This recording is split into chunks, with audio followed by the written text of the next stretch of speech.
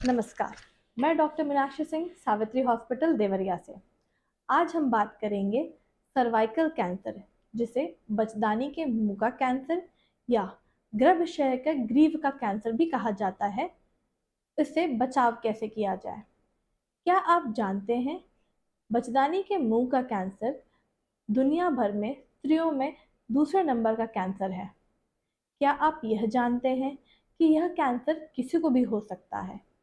Famous TV actress Dolly सोहिको की मृत्यु इसी कैंसर के द्वारा हुई थी। क्या आप यह जानते हैं कि हर 2 मिनट में एक महिला की मृत्यु इसी कैंसर द्वारा होती है? आज हम इस कैंसर को कैसे बचा जा सकता है और कैसे इसे पहले डिटेक्ट किया जा सकता है, इस पर बात करेंगे। सर्वाइकल कैंसर के मोस्ट इम्पॉर्टेंट कारण एचपीवी वायरस इन्फेक्शन होता है। जैसे बच्चों में इन्फेक्शन ना हो, इसके लिए उन्हें टीकाकरण दिया जाता है। इसी तरीके से युवाओं में यह इन्फेक्शन एचपीवी वायरस का ना हो, इसे रोकने के लिए टीकाकरण का उपलब्ध है। इस टीका को अगर हम अपने युवा महिलाओं में देते हैं तो उनके अंदर यह एचपीवी इन्फेक्शन होने का रिस्क बिल्कुल ना के बराबर हो जाता है।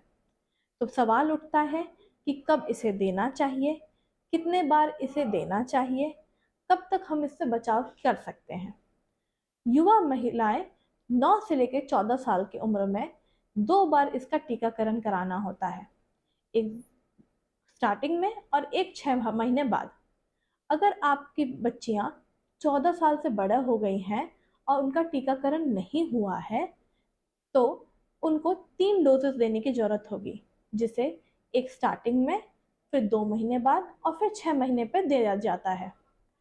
अगर किसी महिलाओं का विवाह हो गया है और वो सेक्सुअली एक्टिव यौन क्रिया में आ चुकी हैं तो भी इन्हें यह टीकाकरण कराना चाहिए, ताकि अगर यह इन्फेक्शन उनको नहीं हुआ है तो उन्हें बचाव किया जा सके।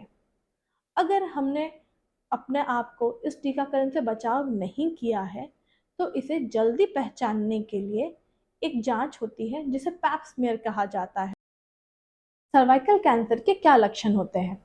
सर्वाइकल कैंसर जिसको होता है उन्हें एक मामूली से लक्षण होते हैं, जैसे गंदा पानी आना, यौन के बाद ब्लीडिंग होना, महीना ज़्यादा आना, बदबूदार पानी आना। अगर आपको इनमें से कोई भी तकलीफ हो रही हो तो एक बार अस्पताल में जा कर के अपने आप को जांच कराना चाहिए। और इस जांच के बाद अगर कहा जाता है तो पैप स्मीयर, वरना पैप स्मीयर के साथ एचपीवी टेस्टिंग करानी चाहिए। पैप स्मीयर हर 3 साल में कराना चाहिए। अगर पैप स्मीयर के साथ एचपीवी की टेस्टिंग या इन्फेक्शन की टेस्टिंग करा दी गई हो तो हम इसे हर 5 साल में करा सकते हैं। अब आता है कि हमको लगता है कि यह टीकाकरण बहुत महंगा होगा। बिल्कुल भी नहीं। यह टीकाकरण का दाम गवर्नमेंट ऑफ इंडिया का सिर्फ और सिर्फ मात्र 2000 में उपलब्ध होता है। आइए हम अपने बच्चियों को इस टीकाकरण द्वारा उन्हें सर्वाइकल कैंसर मुक्त